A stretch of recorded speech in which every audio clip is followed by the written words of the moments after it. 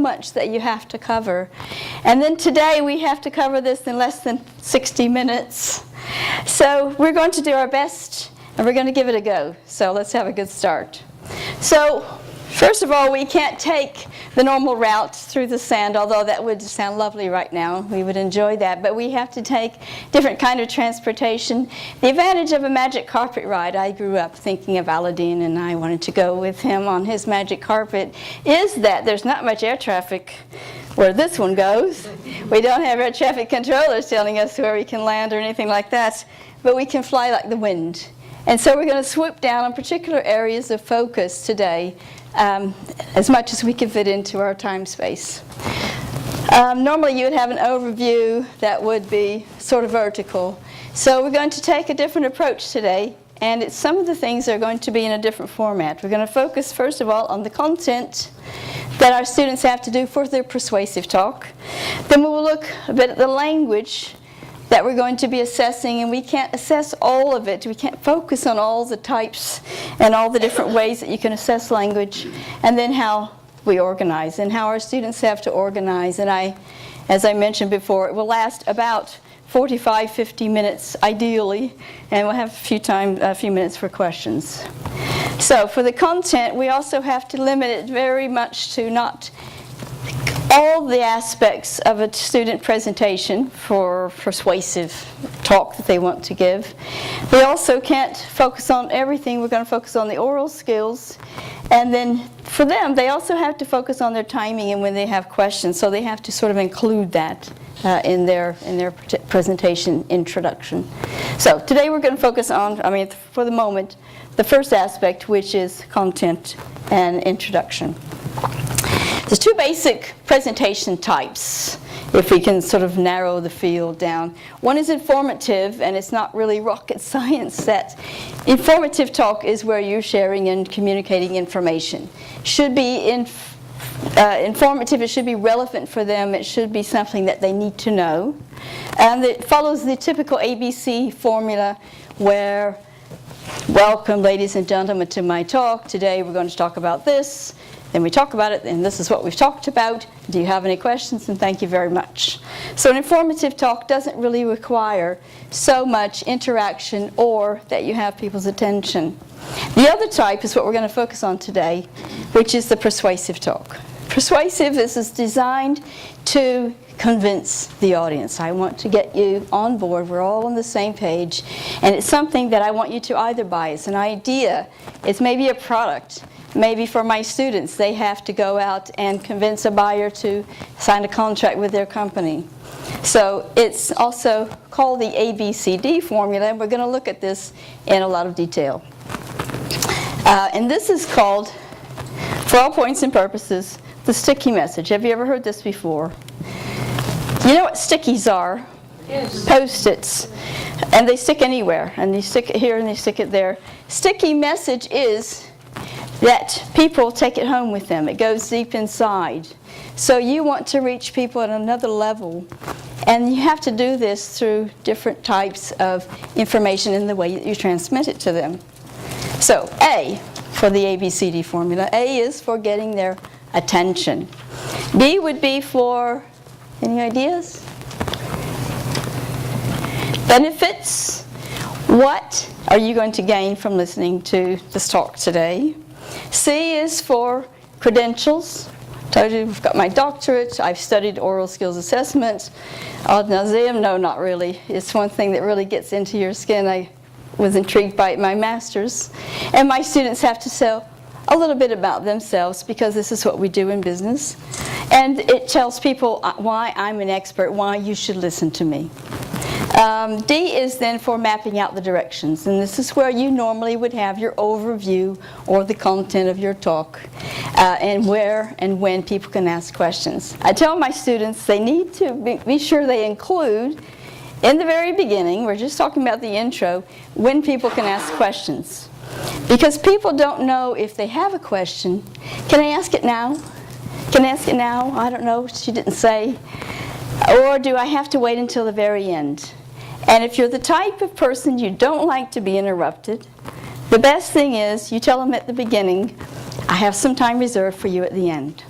Otherwise, and I tell them in their mock presentations, I'm going to interrupt them in the middle. So and they know that I'm going to ask questions. So this is something that they need to be able to prepare for and to include. So it's the attention, it's benefits, it's the credentials, and it's the directions. Now, for the attention, sticky A, they have to, you can ask a rhetorical question. Did you know that 72% of the people who work part-time in China are women? So this would be sort of a rhetorical question. It's not where I'm expecting you to give an answer to that, but that's something that we get there. That also could be an interesting fact, a story or an anecdote, something that happened to you, a problem that they need to solve, or it could be a famous quote. It should be something at the very beginning, getting their attention before they say anything else that gets everybody in the room on the same page before you get into the heart. So, example phrases might be, today's topic is of particular interest to you. To those of you who my topic is very important, talking about familiar, and you can talk about particularly relevant to somebody else. The sticky C, the benefits. No, we got that. Credentials, you want to tell your name. You want to say what role you have. I'm the director of studies at whichever school that you teach for, or whatever. Experience, I've been working for the last 6 months on this research project. I've got my doctorate 10 years ago. Expertise, the focus of your particular research, etc. And my students also can go into what particular area of study that they've got at the school. It would be whether banking and finance. People would want to know that they've got their bachelor's in that. You have to tell me if I'm going too fast. I now realize that I'm under time constraint. The sticky D is the directions. So these are the typical types of phrases that they could do, or the information that they might give. It's the outline. It's typical of the timing, the amount of time. People like to know in advance. Is this going to last 10 minutes? Is it going to last 30? Are we about finished now? They want to know when questions are allowed, as I mentioned before. And will there be handouts or slides? This is something that you would include. Everything that we're talking about today is just in the intro. So, again, sticky, A, B, C, D is attention. Okay, make notes because there's going to be a test later, right? Attention, benefits, credentials, and directions. Not really that difficult. So we're back on the flying carpet. Now we've got to go over to, we're making really good time, language. And we're focusing today on oral skills. What is involved in oral skills? Oral skills, what are we talking about? We can talk about, let's say, the ability to sustain a monologue or to participate in a conversation. Okay, so this is some interaction skills. Good. Listening skills, not just what comes out of somebody's mouth, but their ability to respond appropriately. Yes, that's right. So it's this interaction again. Yes. Other oral skills. What's involved in oral skills? Speaking clear vocabulary. So, Pronunciation. speaking clearly, pronunciation, appropriate vocabulary. Sorry. Accuracy. Managing breakdowns in communication. Yes. So repair. Yeah. Good. Adjusting to the language of the other speaker. Yes, so if you feel, it's being aware of the other speaker. You're always watching them. Are they we're on the same page? And this is really a big part of the communicative ability. It isn't just what comes out your mouth. It's all of the above. So, authentic tests, when we talk about assessing, and we're going back to something Barry said at the beginning, and I think it has been really well repeated throughout the day. These should reflect the types of tasks and language that the learners are going to be expected to do. I hope that what we're doing at our school is something that they will find useful, and this is how I sell it to them. When you get a job after you've graduated in 2 years and we've clinked glasses and said our first names, and you go get that job, and you have to go give a presentation for your company, this is something that will be really effective for you if you have to do that in English. So, they're not always going to be doing this for the classroom. And this is where skills, if you can fine-tune it to something that will be very useful for your learners will be very valid. So back to validity. Approaches to assessment can take two different strains. One can be holistic. This is where you're just focusing on general ability, how well a native speaker could understand them. We listened to two people earlier. We all didn't have any criteria in front of us necessarily, but we could tell they were easier to understand than the other one. Even the writing, one made more mistakes than the other one, but it was much more appropriate. This one, holistic, is much faster, so that when you actually get very good, you pick up the cues. When you've done a lot of assessing over the years, you pick up the cues without even knowing that you have all these descriptors, you have all these rating scales in your head. That sounds like a B2 to me. But there they said this. Oh, but that was a really good bit of language. Yeah, so that shows a little bit more advanced level. So you're sort of adjusting for the different aspects of it. And this is where atomistic is another aspect where you're taking the various components. For example, in pronunciation, stress, rhythm, intonation, you're focusing on particular areas of the language ability, oral skills ability. And this, for students, if you can give them feedback, specific feedback on how well they did here, you can do this very well. You're extremely fluent. But unfortunately, your grammar is all over the place. You've really got to clean up your grammar. The vocabulary is hit and miss now and then. But slow down. Your other counterpart may not be able to listen as quickly as you're speaking. So the more specific that you can be. Rather than up here, it's very quick. It's very handy for us to get kind of an overall view of them and how well the learners are doing when they're practicing in their pairs. But giving them a grade of a 5 or a 6 or whatever they're going to get, it doesn't really say a lot to them. They need to know specifically how they can really improve on their language. You might use something like a band scale descriptors. This is something I came up with years ago. I cut my teeth, by the way, on oral skills assessment with Dave Allen, and further honed my skills with Judith Matter. Different courses and different training, yes, exams, where we did this kind of thing. You would then focus on a particular group of your own learners, and you would match the descriptors. Notice that they go, oh, sorry, picked the wrong button. They go from great to good. Okay, these are very general. I didn't put a number here specifically, so I don't have to give a number if I give them this kind of a rating scale, or they might have to see it. You can put your own numbers on it. You can put up here, this would be 100, this would be 90, 80, 70, or 60, or however you want to assign your number system. But then it gives to all the different task achievement. Most students, if they know in advance what the criteria is, what you're expecting of them, they will do task achievement as something that almost everybody can fulfill. They dealt with that fully and effectively. They've included all the criteria. They've given a really good talk. But where it breaks down generally is the fluency. And everybody's a bit different. Johnny speaks with the minimum of pauses, but sometimes he misuses appropriate grammar. Here it makes errors, and he's only occasionally difficult to understand. So I get him even though he's got these errors. So the more specific that you can be, this is something that's maybe typically atomistic. There's another one by Lambert, 2003, and I can also include at the end of the PDF all the references in case you'd like to look them up. This is more of a holistic kind of a scale, but nevertheless it's still very useful because you get kind of a general idea. It reads actually very similarly to some of the ALTI statements that we also looked at earlier with Rudy. So you've got excellent. You've also come up with this. He's come up with graded, different grades for his. So the lower category attempts to speak but has difficulty communicating basic ideas.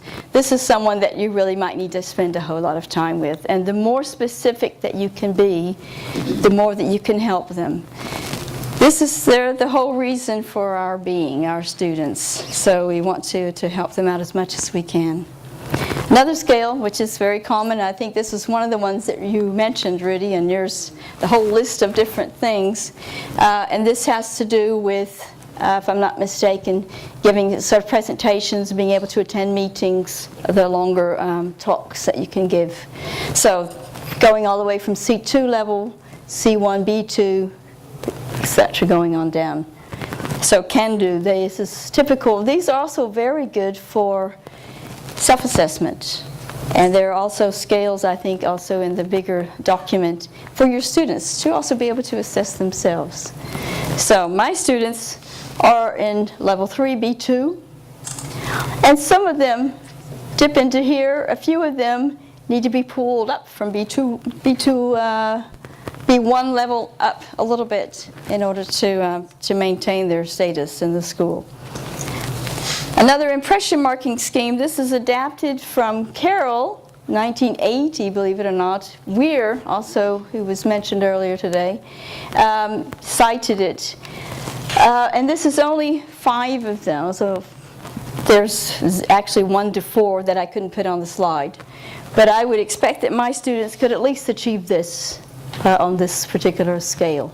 But this is a whole lot of text to keep in your mind. Can you imagine you go into an exam and you don't even know, this is a placement test. They're applying for the school, you want to give some kind of an idea, and it's really hard. So one way that you can sort of get around that is you just focus on, and I can't even see from here, can you see that? The bold bits? You can see the bold bits, and they should be highlighted in red. Yeah. So you can just highlight sort of the keywords. This is expert. Notice that we've got the expert. You've got very good, you've got good, you have competent, and you have modest. And then you have some of the other words. So if you're fine with this, just dealing with highlighting, and you can more or less ignore all the other ones, but you have them there as maybe kind of like a crutch, just in case that you need it. That's good. Or you can take from there, and you can make your own band descriptors.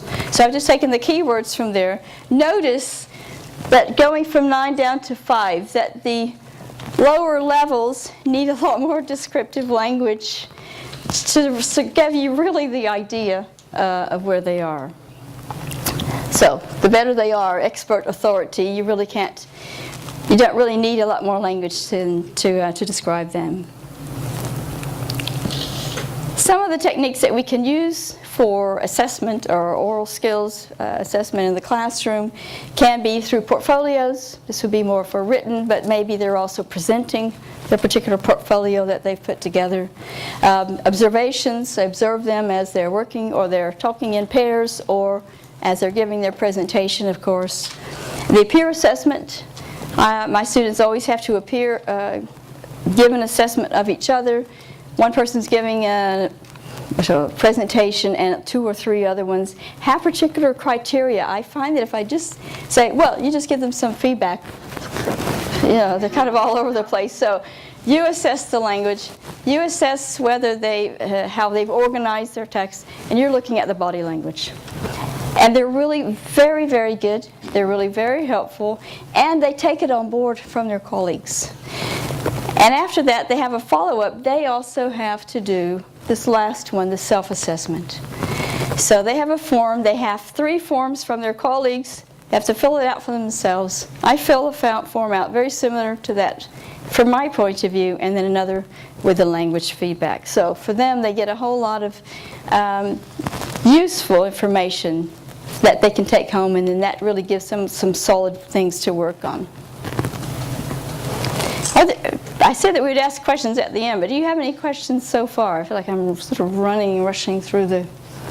One very quickie. Yes. You just said body language. Yes. And I'm absolutely sure that body language, more than just language coming out of the mouth, is an important part of how well somebody communicates. Yes. But none of the things we've seen so far, and almost nothing that exists, seems to try to develop descriptors for that.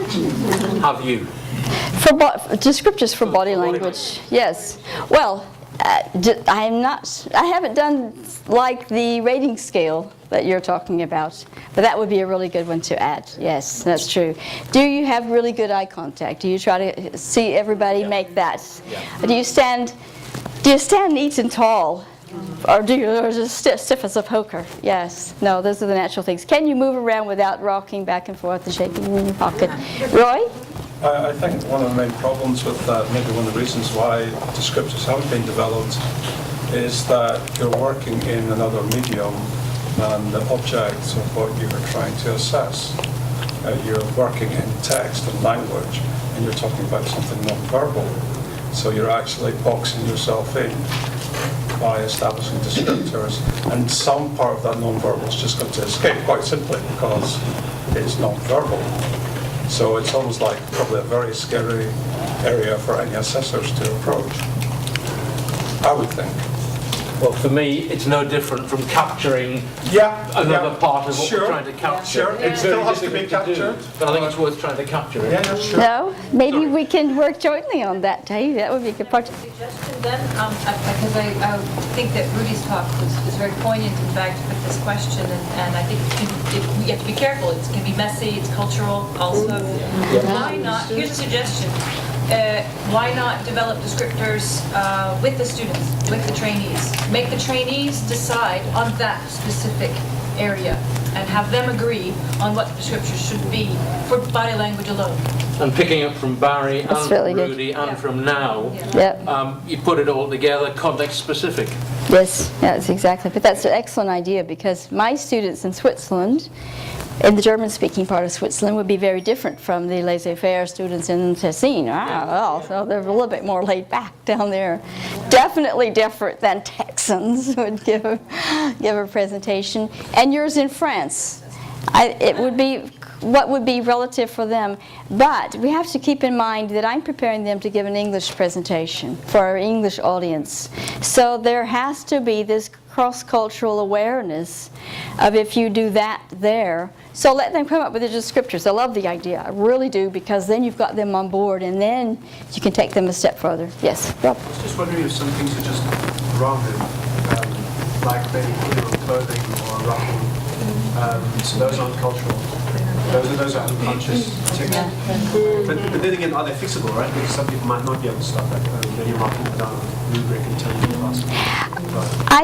I think you have a point. I think that it's not that easy. It's not black and white. I think that giving people feedback on that, rocking back and forth. I tend to rock.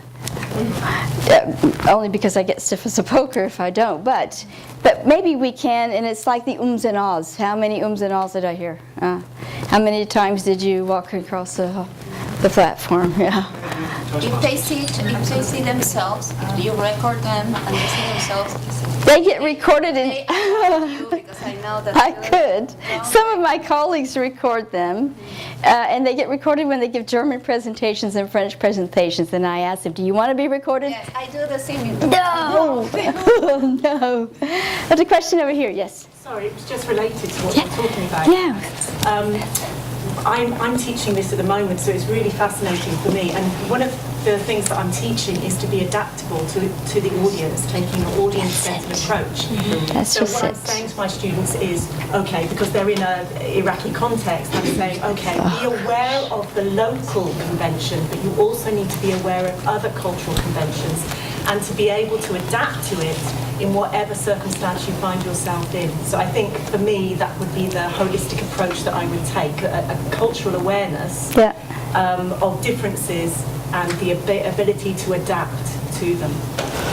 Well, that's brilliant. And I think now with multimedia that we've got so much online available, it's really easy if you're going to be going to this part of the world, or this is your audience, to do your own research and watch some YouTube videos, whatever, people giving talks, or just how people interact with each other, and then adapt yourself as best you can. So I think it's raising their awareness that it may not be the same everywhere. Yeah, that's very good ideas. Other ideas before we? Yes. It's not only a country. It's not only about the country. It's about the profession. If you're engineering or in what area you're working in, or design.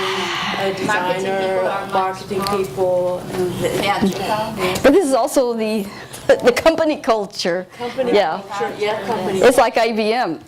You have your suit, your suit. I should have a tie. Well, this is kind of a tie. I'll watch that microphone. Sorry about that. Okay, any other comments before we go on? All right, so here's another. This I took from the internet. I told you, there's everything available. This is from Alberta, Canada. This is from their ministry, but it's on their website. This is just a typical peer kind of assessment form if you want to use it, or you give it to your students, because it really helps them to focus on specific aspects. So maybe one person would do the first 3, someone else would do the next 3, and someone else would do the next 3. So how do you feel that they did? And then maybe make a few notes. How could they improve it? And it will be the same. You can use the same form, call it self-assessment. How well did I do, and what do I want to do to improve? That's to improve. It's also a very big part of the self-assessment. How will I make it better? Andre, did you have your hand up? Nope. So there's other things that they could focus on, particularly in the peer assessment, knowledge and understanding of the topic. Did you feel like they knew what they were talking about or not? The extent and quality, was it appropriate? How were their visual aids that they used? Gambits. Does everybody know what gambits are? Functional language, particular for that particular things, different for meetings, as for presentations, for different aspects. So they could evaluate that. Just a second.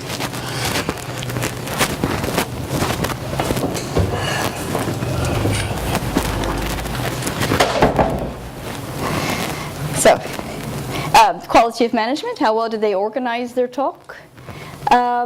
Introduction, main body, did they get this right? Now they would have to include, did you get that really good star opening in your talk? Quality of communication, this is where it goes a little bit, they're a little bit shy about giving each other feedback. So this is where it's predominantly the teacher and the self-assessment, but you can also get their colleagues to also give them feedback on, can I even hear you? Is your volume okay? Is it lively enough? Do you have our attention? Does your voice flop at every sentence? Does every sentence go down? So for that, is it clear enough? Are you running everything together with your speed? Body language, we talked about that before. Responsiveness to the audience. This is being aware of, are people paying attention? Are you going too fast? Do you need to take a break? Time to ask people if they have some questions. So, here are some of the different aspects of oral communicative ability. So we've got pronunciation, which has different sort of descriptors, things that we would listen for, intonation, fluency, stress rhythm. We've got also pronunciation, we've got range, you've got accuracy, you've got appropriacy. Is this right for this particular context that they're giving their talk in? And you've also got communicativity. Is it somehow effective? When you speak and you give your presentation or your talk, do they get it? Yeah. And do you get what they're asking you for questions?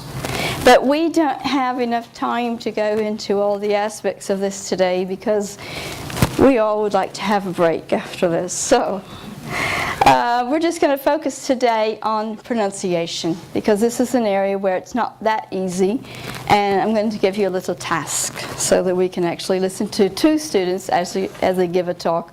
But we're focusing on intonation. Are they very fluent? Does everything kind of flow together? Does it have an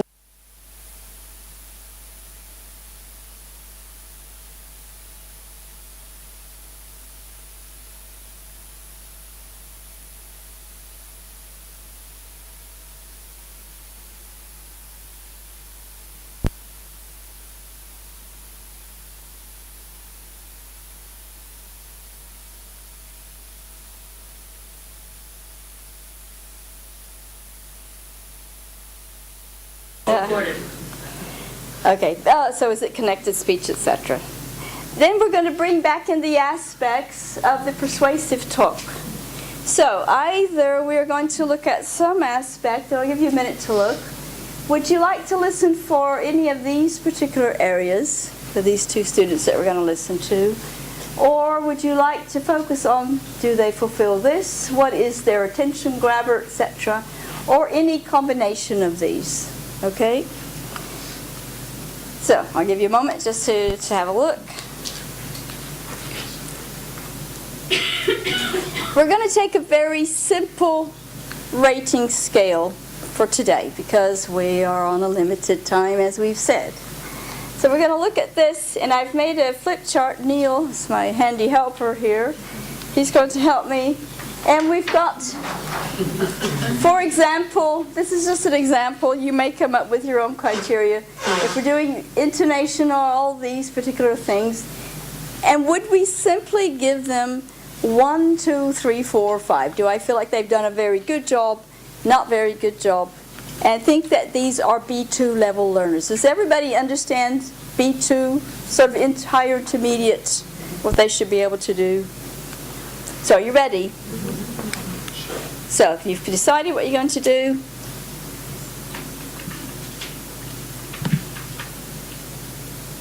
did you know that there are kids who living on an island are afraid of the sea? So that they're not able to swim.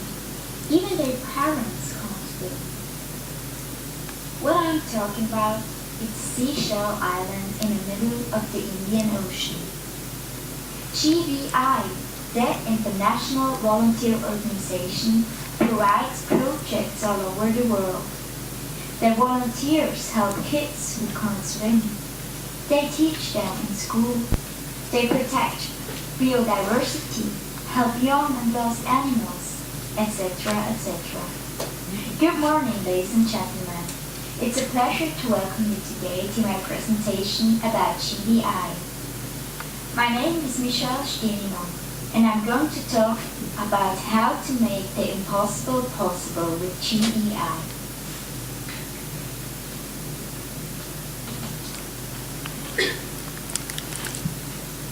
pause. All right. So, how did she do? Okay, so of these, who listened for intonation? Intonation? So, can you write intonation at the top? And what grade would we give her? Ah, you're 3, 4. Somebody said 5. Do I hear 6? No.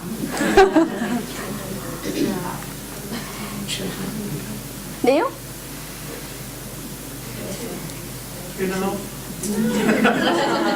And this is something that you can do. You can give them a 3.25 or 3.75, Dave. Sorry to be difficult, but in my head I'm saying 4 on what scale? I mean, you're saying for B2, but in your own context, I think you've got high demands on them. So I'm thinking, what does your 4 mean? And this, ladies and gentlemen, is a perfect example of what you have in a real-life situation where you're teaching with other people who are teaching Module 4 English, like I do at my school. And do my students get rated harder than my colleague, or easier, or differently? And coming up with that inter-rater agreement, it's not that easy. And if we had a description of the intonation, then...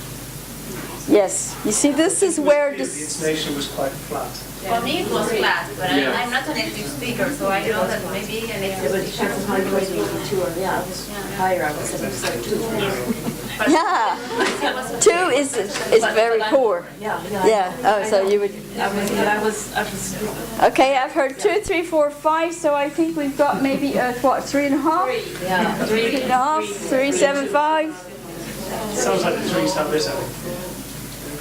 Okay, we'll give her a 3. This is where it really does help to have some kind of descriptors. We can go back if you like.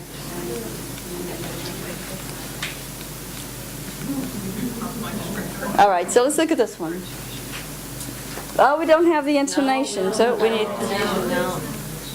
So you need a descriptor for intonation? We don't even have a specific one for intonation. Yes. for other skills. Yeah. Yeah. So that's...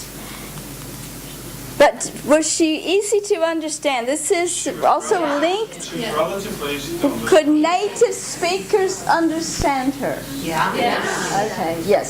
So we give her a 4. 4. Intonation, I would give her a 4. Okay, it comes into this whole thing Rudy mentioned before.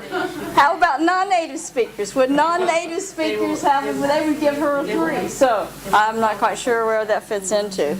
Okay, so did anybody else give her, rate anything else? Where were we?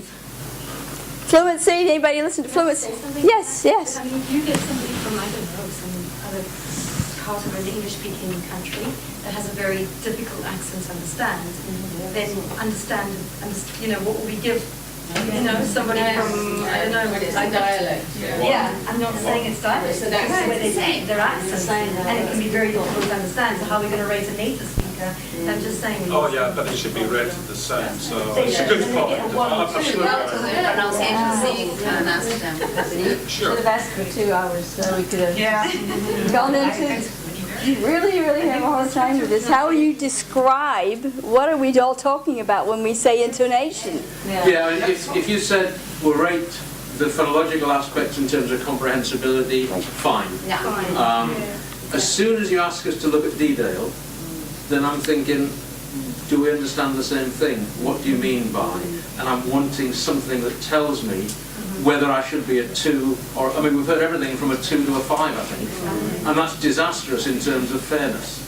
So we've got to find some way of pinning down what we mean by good intonation. Yes, no, you're quite right. So, I think that we agree on intonation. About fluency, was she fluent? So what would we give her in fluency? 4. Does everybody agree? Yes. Okay. So 4 fluency. What about rhythm? 3. Do you have some sort of regular snappy cadence?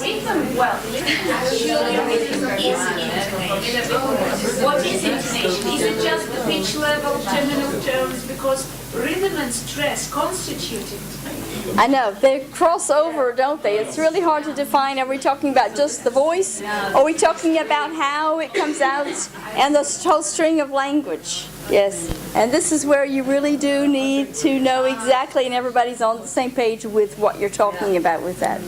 And I apologize that we had limited time. I promise to do better in the future. Yeah, okay. So rhythm, did we come up with the same thing as we did for the intonation then? You need monotonous. It was a little bit of all the sameness, wasn't it? Da, da, da, da, da, da, da, da, da. So for me, it's just, it lacks some of the zing. You know, where's the zing? Where does it go up? Yeah. Well, it's more if you talk about rhythm, because there was just a question we were talking about intonation rhythm. Yeah. One aspect is how you indicate what the topic part of your statement is. And that's where the rhythm comes in, and you could say there that wasn't quite in focus. But then how is that different from stress? Well, rhythm, stress, and intonation for me are all very, very interconnected. Rhythm is about indicating to the listeners where the topic part of your message is, so it is slightly different from intonation and stress. Dave? I chose to think about 2 things that weren't on there. Yes. One was pitch choice, Yeah. and the second was pausing. And in presentation, both of those can have impact. What you zingy, zappy, and the decision to pause on a particular point that you punched to let it sink in, to give thinking time. And she wasn't that good on that. She was okay, she was comprehensible. For me, she was good. But No? Didn't capture your attention? Didn't you want to do like, Because they what is she talking about? sticky opening. See, now we The got. opening was sticky. And Yeah, I know, but talking The about opening pauses, was very the opening sticky. was sticky, but also That's true. when she paused, I don't know how much she paused, but it was something like, You wanted to continue listening to see, well, Yeah. so what is She this kicked about? off great, I thought. Yes. And then it went flat. Okay, we can give her a 5 on the sticky.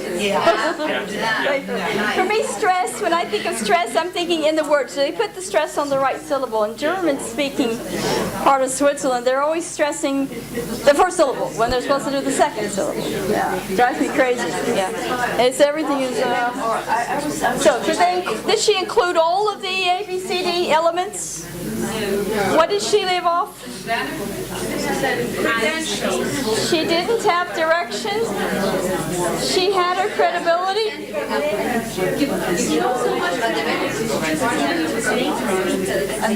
Yeah, so she could do a little bit more there. And with this, she's going to need a lot more specific feedback. All right, so the zinger was great. The rest we need a little work on.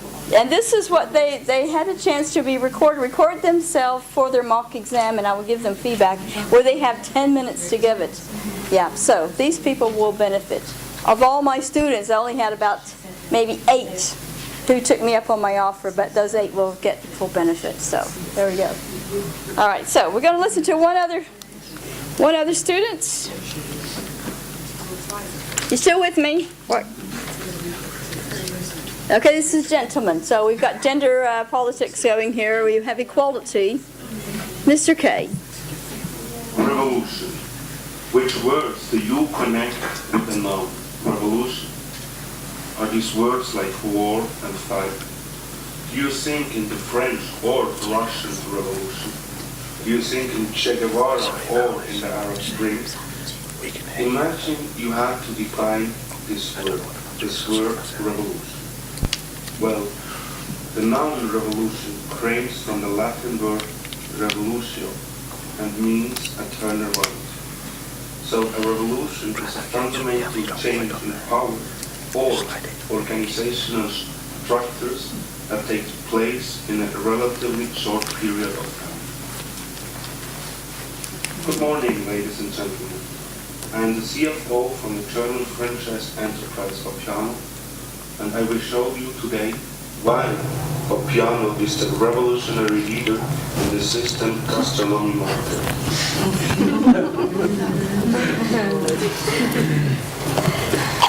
Well, Which?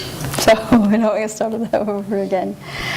Okay, so Mr. K, what did you assess for Mr. K? Sorry? I'm sorry. So who wants to lead off? How about intonation? Shall we go down the list that we've got there? Poor. So you would... Huh?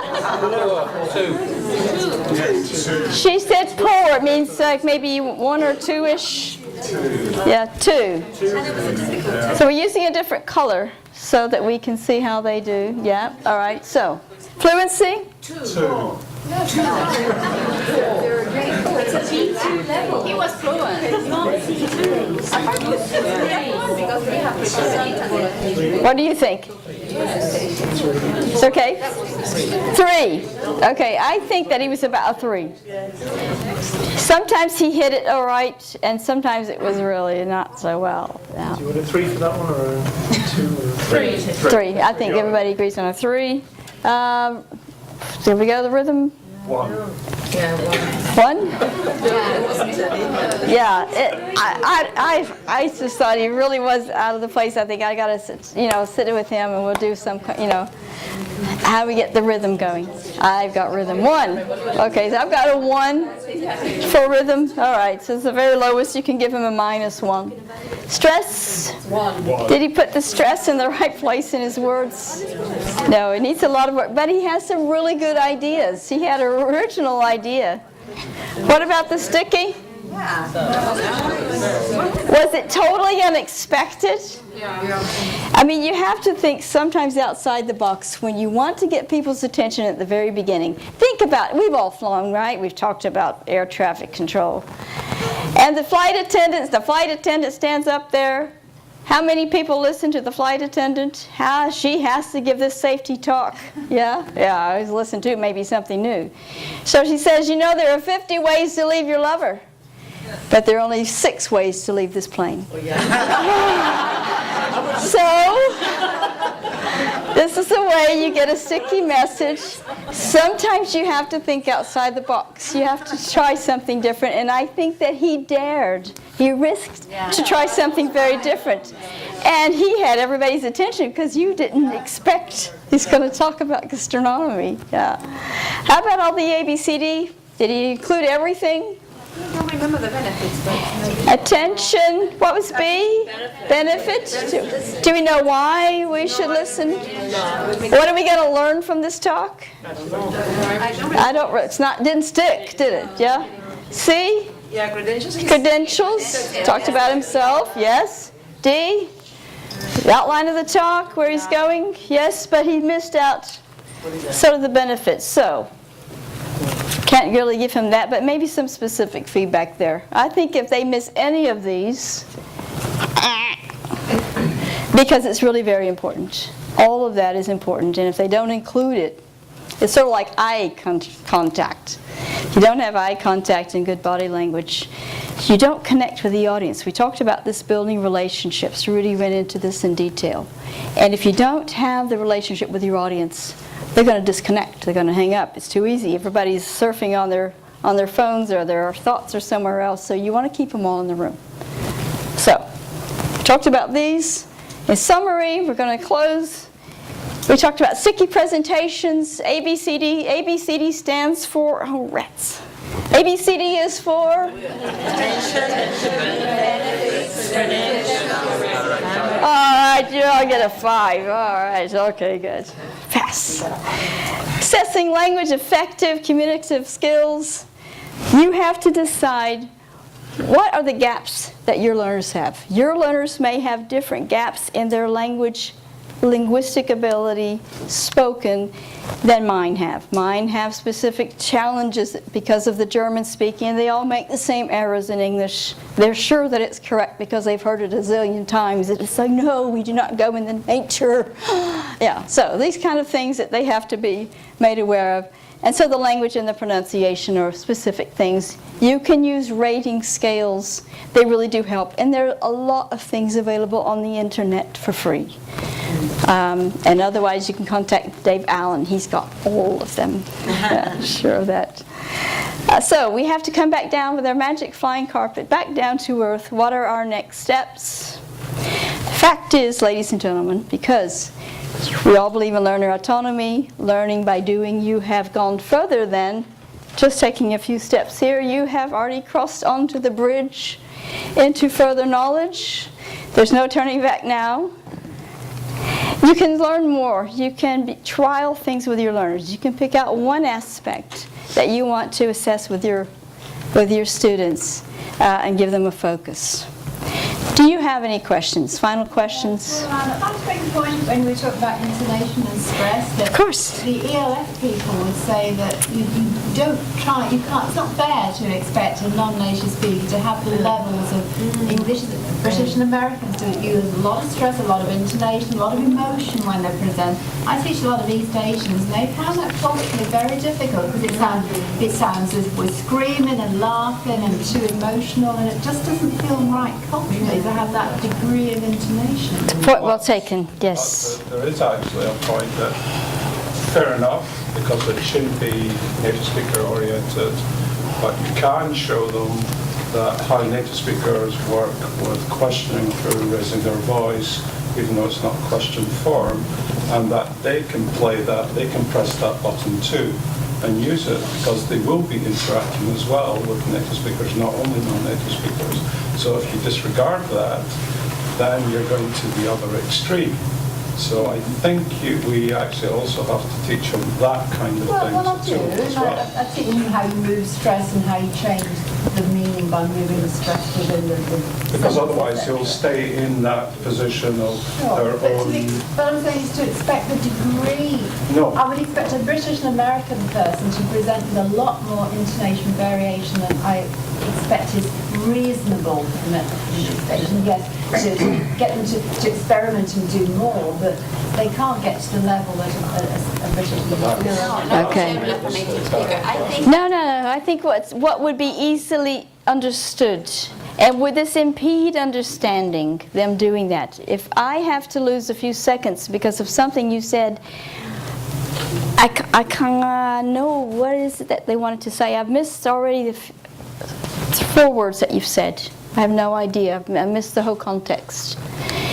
So it's that is so important. If it doesn't impede, then you would not obviously give that much weight to that part of the thing. But we can raise their awareness. I think that we always have to have a challenge and challenge them. You can do a little bit better. This is an area. Watch this video. Watch this film. Watch Tom Cruise or whoever you like, because they've got it. Yeah. I would say in response to that, I didn't turn around to see who it was, but if you took an elf audience, showed a nicely mixed elf audience, not fairies but ELF, a whole range of things like you've been doing, performances, ideally video, so we can see the body language as well, and said, right, who holds your attention, who sends you to sleep. You can then identify characteristics that are beyond a British native speaker or American native speaker context, which is still part of good presentation. And I think they're identifiable. What I teach my students that are non-native speakers is that they have to compensate their lack of pronunciation, intonation, fluency, because they will never achieve that with body language, theatrical appearances on stage and all that, and that's the way they capture their attention. But we have to give them something, their level +1, something to work towards. But we'll never get the proficiency. They never get it. No, and we don't want them to. We really don't want everybody in the world to sound like us. For a non-native speaker, you have to give them confidence to be there, speaking in a foreign language. Yes. And the way to give confidence is, okay, do it as you do it now. You will improve, but do it now, because your presentation is tomorrow. This is why it's so important to give them feedback on a lot of different areas, because you know somewhere they're going to be very good. Yeah. And this will encourage them and give them motivation. Mercedes, something? No. You had your hand up? I was going to say that some students, maybe they don't have the necessary English level, but they are really good presenters in their own language. And as you were saying, they compensate with that because they know how to capture attention, they know how to make it flow. They've got the body language, They can do it. Or with a smile. Charisma, yes, yeah, no, it's absolutely true, yes. It is incremental. If they've got these great qualities and they do have that, and you add just a couple of things, whether it's one aspect of intonation or stress, and get them to go up one level on there, and there's general agreements about them sounding more natural and retaining the wonderful qualities they have, you've got something going there. So it's not about them staying in their plateau, because I think that would be the mistake. Yeah, that's true. There is actually, you can actually not do the whole thing, but just work on certain parts. Yes. Okay. One final question or comment from Neil. You had your hand up earlier. No, I was just curious in the way you actually do this. I mean, do you focus more on the linguistic areas than perhaps the subject matter content, or the, as Dave said, the characteristics? For me, there's kind of 3 parts which are all interlinked: language, subject matter, and personality. I don't get too much into the subject matter because it's linked to the other topics. What we're focusing on in Module 4 presentations is stakeholder communication.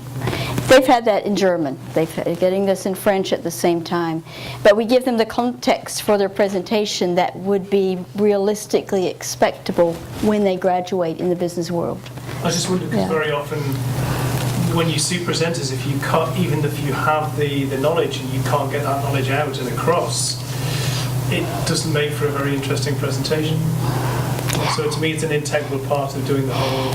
I've watched a lot of presentations for my students, and they have to give their talk on their project work, and for them, they're sick of it. They really don't want to, and I've never, ever been bored. I say, but I don't know about that, and I will ask you questions because I want to know, not just because I'm your teacher. Ladies and gentlemen, I'm afraid that we've run out of time, but if you have any other questions, we do have a panel time. Thank you very, very much for your attention.